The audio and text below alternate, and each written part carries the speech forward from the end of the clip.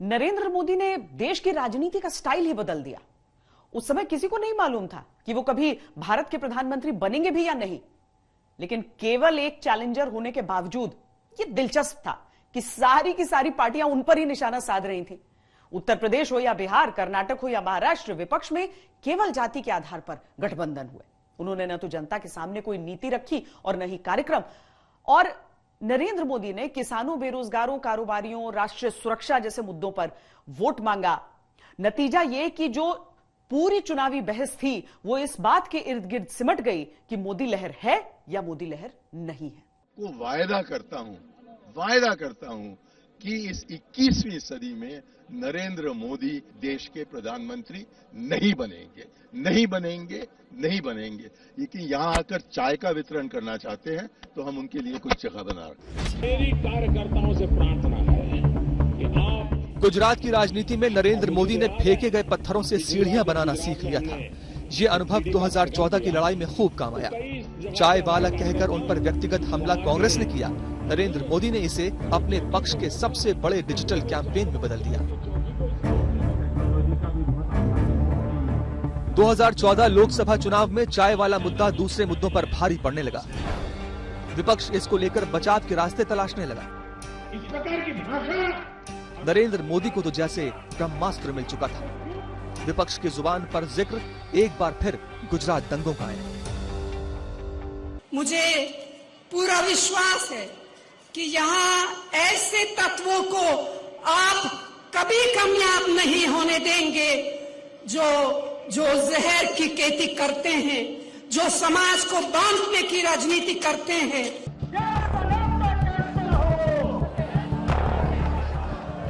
नरेंद्र मोदी के जवाब ने राष्ट्रीय राजनीति में नया मुहावरा ही गढ़ दिया। एक ऐसा मुहावरा जिसे भारतीय राजनीति के इतिहास में इस दशक का सबसे बड़ा मुहावरा भी कहा जा सकता है। हर गांव गली में बिजली। नेताजी, आपकी बात सही है, आपकी हैसियत नहीं है। आप गुजरात नहीं बना सकते, इसके लिए तो 56 इंच का सीना लगता है। अब की बार अच्छे दिन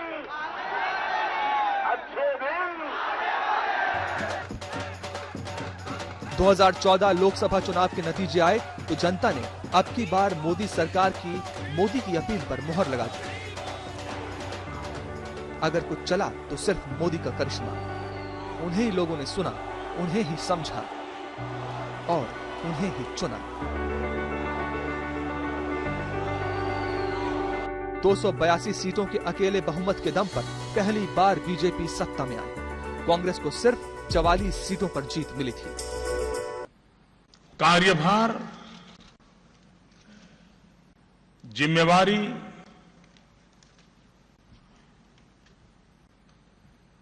ये सबसे बड़ी बात होती है और हमें उसे परिपूर्ण करने के लिए अपने आप को सज्ज करना होगा, अपने आप को समर्पित करना होगा।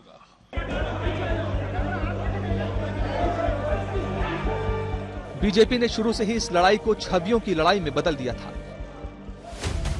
एक तरफ मोदी की छवि थी तो दूसरी तरफ राहुल गांधी और सोनिया गांधी की छवि।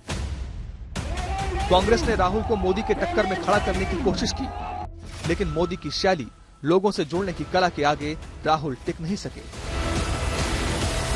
राहुल गांधी और मोदी जी की तुलना अगर किया जाए, और ये देश का निर्णायक चुनाव साबित हुआ बाद में कांग्रेस और भारतीय जनता पार्टी को लेके, जहां मोदी जी के पास अनुभव, जमीन से जुड़े होने का राजनीतिक अनुभव, चुनावी अनुभव, ये सारी चीजें उनके पास व्यापक स्तर पर थी मोदी जी के पास। वहीं राहुल गांधी अपरिपक्व थे।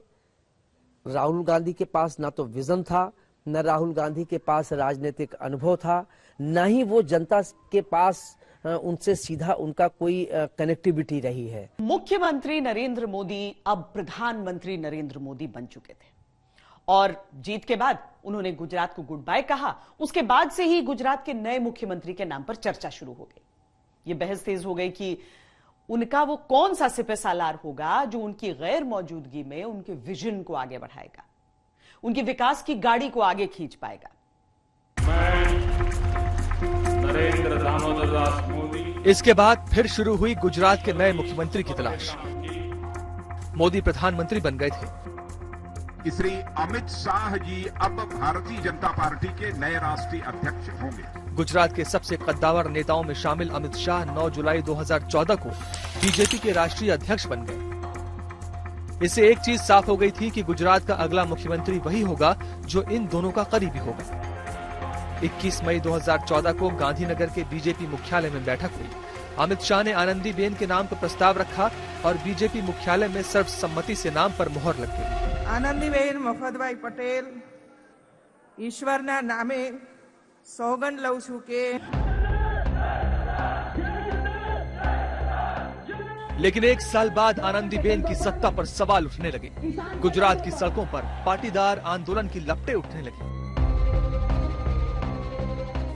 हार्दिक पटेल की हुंकार से बीजेपी की मजबूत बुनियाद हिल गई थी और इसके बाद ये लगभग तय हो चुका था कि आनंदीबेन की कुर्सी जाने वाली है।